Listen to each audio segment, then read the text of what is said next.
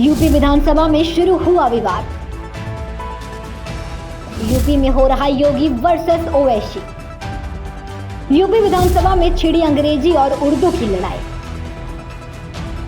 विधानसभा में वैसे तो नोकझोंक लगी रहती है, लेकिन यूपी विधानसभा में बजट सत्र के पहले दिन सीएम योगी और नेता प्रतिपक्ष माता प्रसाद पांडे के बीच तीखी नोकझोंक हुई थी। नोकझोंक अंग्रेजी को हटाने और उर्दू को शामिल करने को लेकर हुई थी। इसी के चलते सीएम योगी ने सपा को दोहरे चरित्र वाला बताया। इसी के साथ कहा था कि सपा अन्य भाषाओं के मुकाबले उर्दू को ज्यादा महत्व देती है। माता प्रसाद ने कहा था कि अंग्रेजी ना तो हमारी राष्ट्रीय भाषा है और ना ही हमारी मातृभाषा है। इसी के मद्देनजर विपक्ष पर हमला करते हुए सीएम योगी ने कहा कि अपने बच्चों को अंग्रेजी स्कूल में पढ़ाएंगे और दूसरे के बच्चे को उर्दू पढ़ाने के लिए प्रेरित करते हैं। योगी ने कहा कि ये नहीं चलेगा। आपको बता दें, योगी के इस बयान पर जमीयत उलेमा ए हिंद ने नाराजगी जताई है। आपको बता दें, सीएम योगी अपने बयानों को लेकर वैसे ही चर्चा में रहते हैं और एक बार फिर विधानसभा में बजट सत्र के पहले दिन ही अपने बयान के चलते सुर्खियों में आ गए थे। देखिए सीएम योगी का ये चर्चित बयान। हम तो परंपरागत मुल्ला और मौलवी बनाने की बजाय हम वैज्ञानिक बनाना चाहते हैं। एपीजे अब्दुल कलाम बने तो वैज्ञानिक बने। स्कूलों में फ्री एजुकेशन की व्यवस्था की जा रही है, आधुनिकीकरण किया जा रहा है। ये डबल इंजन की सरकार पैसा उपलब्ध करवा रही है, लेकिन कठमुल्लापन की संस्कृति नहीं चलेगी। ये सरकार का पहले दिन का संकल्प है। हम हर बच्चे के साथ वो ईश्वर की सर्वश्रेष्ठ कृति है, कोई भेदभाव नहीं। उत्तम शिक्षा मिले, अच्छी शिक्षा मिले, आधुनिक शिक्षा मिले, बिना भेदभाव के मिले। सरकार इस दिशा में कदम बढ़ा रही है, हर प्रकार की सुविधा से आच्छादित करेगी।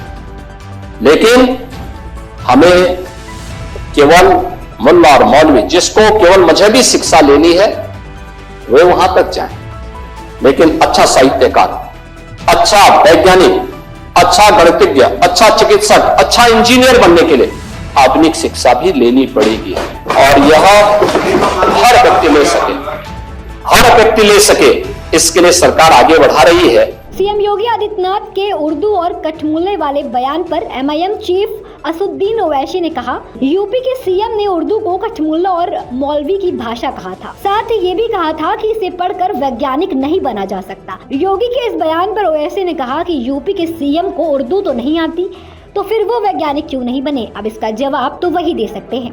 आप भी देखिए एमआईएम चीफ असदुद्दीन ओवैसी का ये बयान। दूसरी बात, मेरे अजीज दोस्तों और बुजुर्गों, अभी आज से थोड़े दिन पहले उत्तर प्रदेश के चीफ मिनिस्टर ने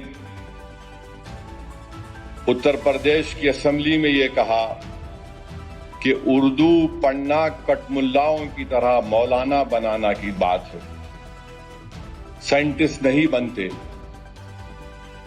अब जाहिर है उत्तर प्रदेश के मुख्यमंत्री को तो उर्दू नहीं आती, मगर वो साइंटिस्ट क्यों नहीं बने, उसका जवाब वही दे सकते हैं।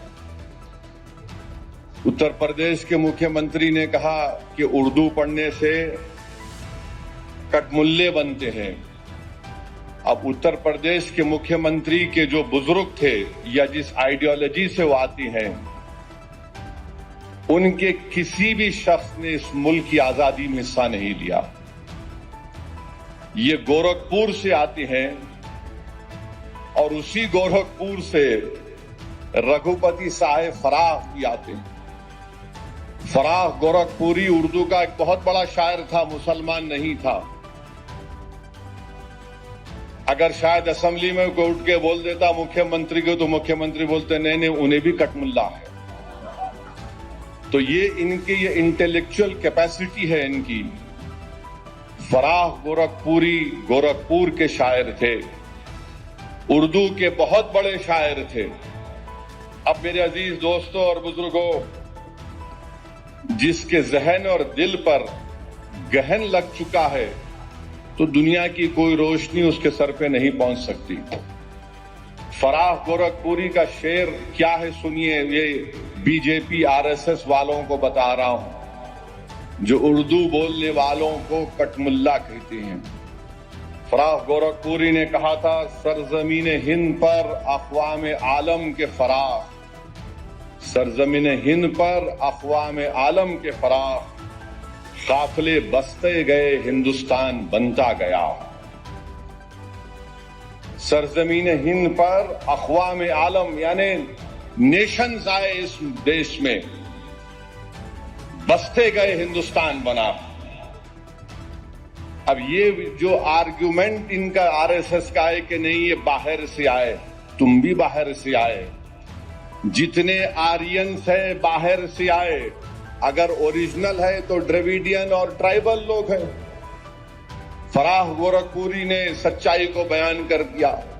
आपको बता दें, सीएम योगी के इस बयान से राजनीतिक माहौल और भी गर्मा गया है। उनके बयान को लेकर न केवल सपा बल्कि विपक्ष के अन्य दलों के नेता भी कड़ी प्रतिक्रिया दे रहे हैं। यह घटनाक्रम यूपी की राजधानी में उर्दू और अन्य भाषाओं को लेकर विवाद को एक बार फिर से तुल दे सकता है। आपकी इस पर क्या प्रतिक्रिया है, कमेंट में जरूर बताएं और देखते रहें दस्तक न्यूज़ 24।